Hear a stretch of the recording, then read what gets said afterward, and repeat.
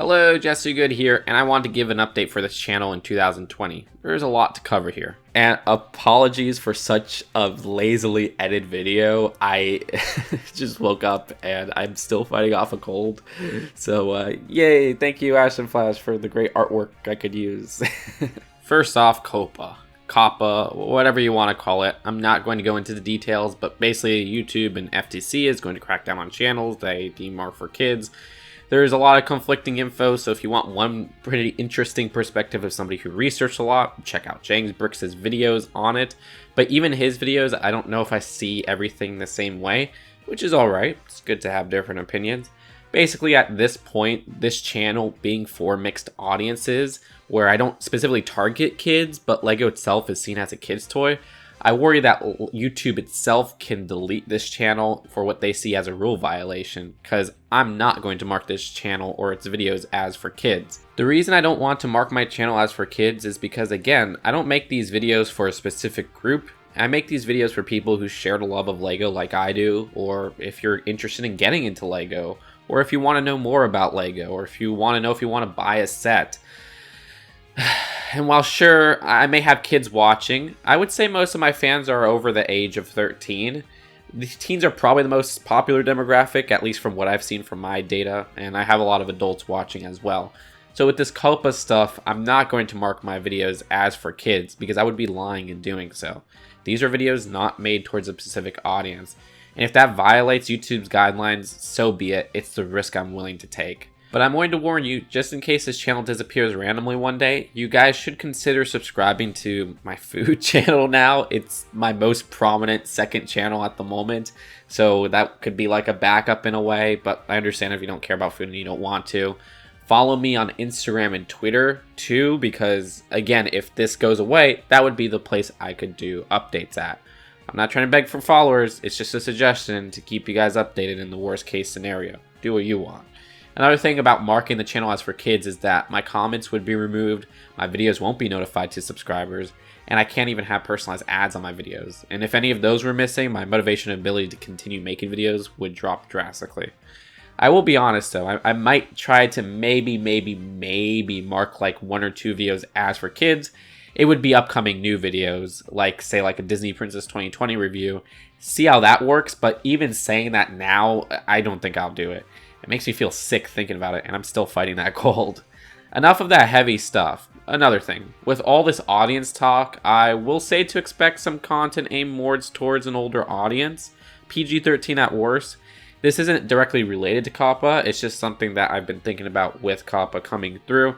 I know many families watch this channel, and here's my stance. Nothing here will be worse than what you would see in, say, the latest Avengers movie. Like, I've said the S word a few times lately, and that may be seen as bad, but they say that in Endgame, and they say that in all these other Marvel movies. Movies Lego makes sets off of. Again, don't expect anything too mature or R-rated, but in 2020, I want to focus on making videos I want to see, when I want to see it, and I feel like I hold back a lot for bad reasons. If I ever do something that is R-rated or whatever, there would probably be a disclaimer before the video. Next up, Patreon and Haul Patrol. I've sort of lost interest in doing Haul Patrol.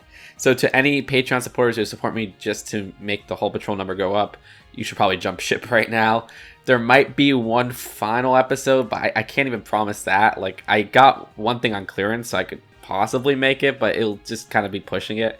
I've been craving the big hauls again, honestly, and I don't want to be limited. Like, you know, those large hauls I used to make back in 2016/2017 from eBay. I want to do another one of those pretty soon, because I miss those. And with that being said, I think I'm going to make my Patreon rewards more limited.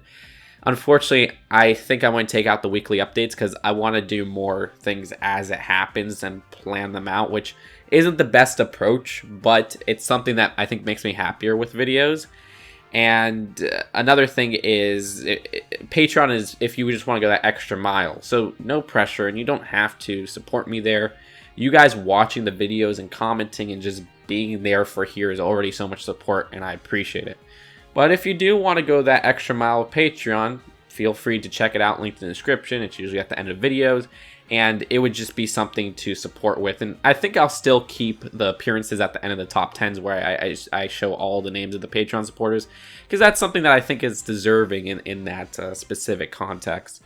Anyways, next update is for mid-roll ads. In 2019, I started to feel guilty about the amount of ads I put in my videos, where I would think every 4 minutes I would put like an ad break if it's over 10 minutes. And in 2020, I want less annoying ads, so it will be a soft rule for like every 5 minutes from now on. And even then, if it's a 17-minute video, you might see a mid-roll at like 5 and 10, and then that would be it.